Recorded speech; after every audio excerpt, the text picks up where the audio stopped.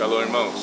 A graça e a paz do Senhor Jesus esteja sobre tua vida hoje.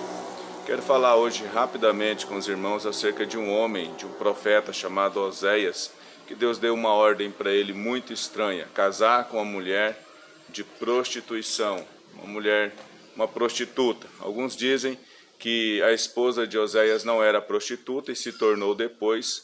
Outros acreditam que ela já era prostituta e mesmo assim o profeta casou com ela. Mas o fato disso tudo é que Deus às vezes nos dá ordens que para nós aparentemente é muito difícil de serem cumpridas, de serem executadas. Você imagina se Deus te mandasse casar, se você é homem, né, que está me assistindo aí, Deus te mandasse casar com uma prostituta.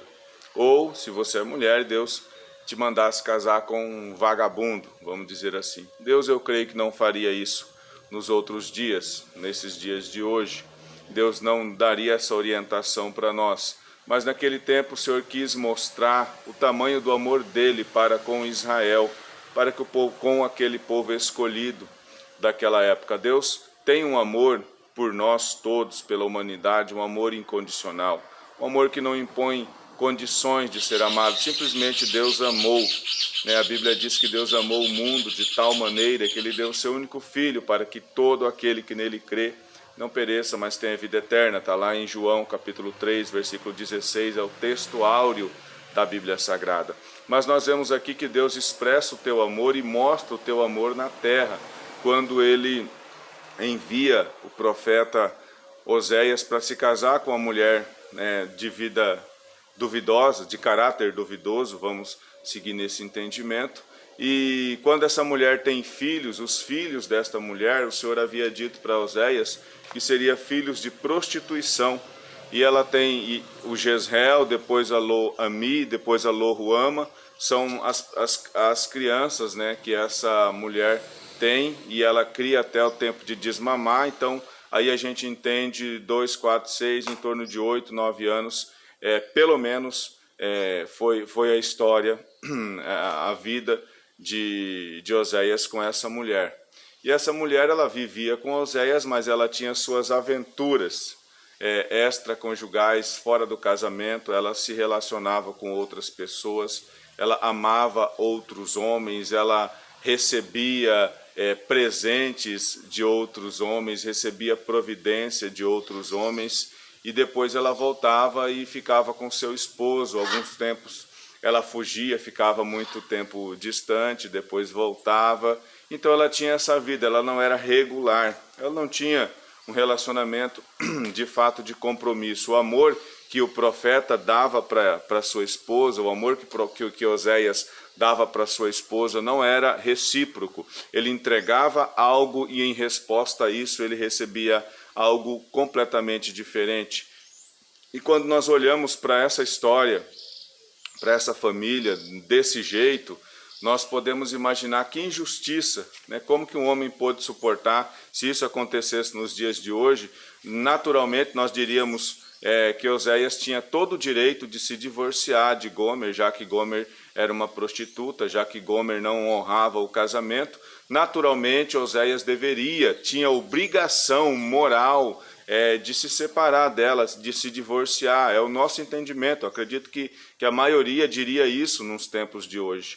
E é exatamente isso que o Senhor quer mostrar para nós, que apesar de tudo isso, apesar desta situação, desse contexto, desse casamento, o Senhor ele gosta muito de comparar a igreja com um casamento, né? E Cristo como noivo, igreja como a noiva. E apesar desse relacionamento que não era recíproco da parte da mulher para com o homem, o Senhor, da mesma forma, não era recíproco o relacionamento de Israel para com Deus. Deus amava Israel, Deus fazia tudo por Israel, mas Israel ainda procurava ídolos fora e procurava relacionamentos fora do relacionamento com Deus. E o que o Senhor nos ensina disso tudo? Que o Senhor, apesar de ser desfavorecido em relação ao amor, de não ter uma reciprocidade, o amor ele é uma escolha. Nós precisamos escolher, né? Alguns talvez dizem assim, mas não se manda no coração, nós não escolhemos de quem nós gostamos, de quem o nosso coração vai se afeiçoar. E a gente ouve falar isso, mas o amor é uma escolha, e Deus escolheu amar Israel. Tanto é que depois passa um tempo, no mesmo livro de Oséias, há um juízo sobre Israel, mas lá na frente, se não me engano, no capítulo 3, o Senhor manda o profeta voltar e buscar a esposa dele lá onde ela estava.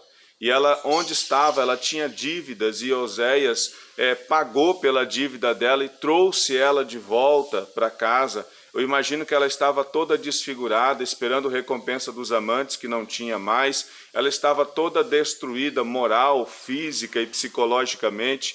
Ela estava completamente destruída e precisando do braço de alguém, precisando do apoio, precisando do amor do esposo. E justamente isso que Deus mandou que Oséias fizesse. Fosse lá, buscasse Gomer e trouxesse para casa e amasse Gomer, porque Gomer era sua esposa.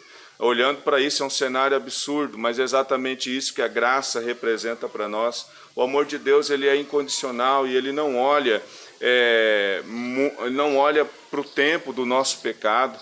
Ele não olha para aquilo que nós fizemos no passado. O Senhor apenas espera que nós venhamos nos arrepender das coisas que nós cometemos, dos erros que nós cometemos e nos voltemos para Ele. O Senhor, Ele nos ama incondicionalmente, é uma escolha que Deus fez, amar. Tanto é que Ele deu o seu Filho, a sua melhor oferta Ele deu por mim e deu por você. E hoje nós somos integrados no corpo de Cristo. Se nós achamos injusto que uma mulher com esse tipo de vida, nós achamos injusto que o seu esposo a recebesse de volta, você acha que é justo o Senhor nos receber depois de tudo que nós desfrutamos na presença dEle? E muitos de nós nos afastamos dEle e só recorremos a Ele quando precisamos.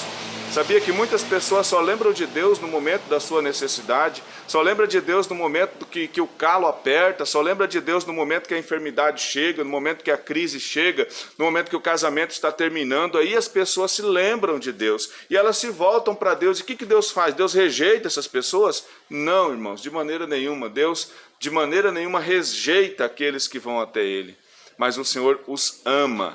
Assim como o Senhor me ama, o Senhor te ama. E quando nós nos voltamos para Ele, nos convertemos do nosso pecado, nos arrependemos da nossa vida pregressa, o Senhor nos recebe de braços abertos. E isso é um exemplo vivo da graça. O que é graça, pastor? Graça é um favor não merecido.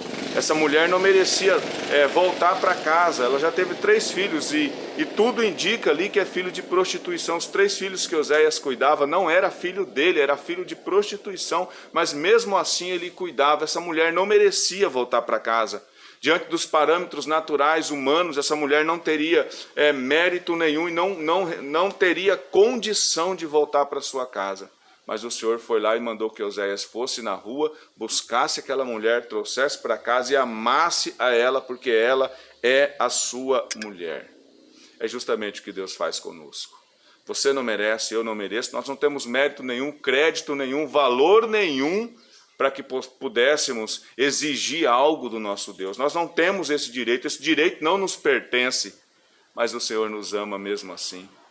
E todas as vezes, irmãos, que alguém se arrepende, que alguém reconhece o seu estado pecador, o seu estado falho, o seu ato falho, se arrepende, se converte, volta, o Senhor recebe de braços abertos. E eu quero te convidar, estamos no ano talvez mais difícil que você já vai viver, ou dos mais difíceis que nós já vivemos. E nesse ano, nesse tempo agora, o Senhor te convida, o Senhor me convida para o arrependimento. Então eu quero te convidar em nome de Jesus a se arrepender dos seus pecados, a se converter do seu mau caminho, a olhar para o céu e buscar o Senhor e se voltar completamente para Ele, esquecer do seu passado ou se arrepender do teu passado. O que é se arrepender, pastor? Se arrepender é mudar a tua mente, é você decidir que você não vai mais praticar, cometer as mesmas práticas, o adultério espiritual. Você não vai voltar às práticas que você fazia, mas a partir de hoje você vai seguir um caminho que é o caminho do Senhor.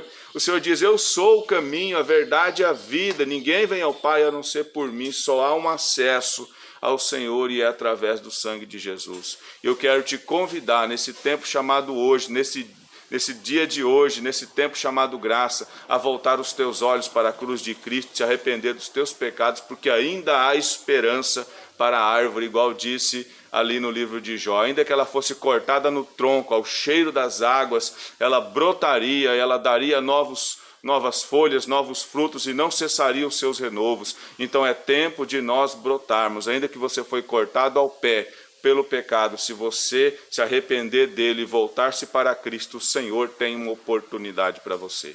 Amém? Que o Senhor te abençoe poderosamente. Tome posse desta palavra, analise a tua vida, teus conceitos, volte-se para Deus e lembre, você não merece, mas o Senhor te ama. Amém? Shalom, guerreiro e guerreiras.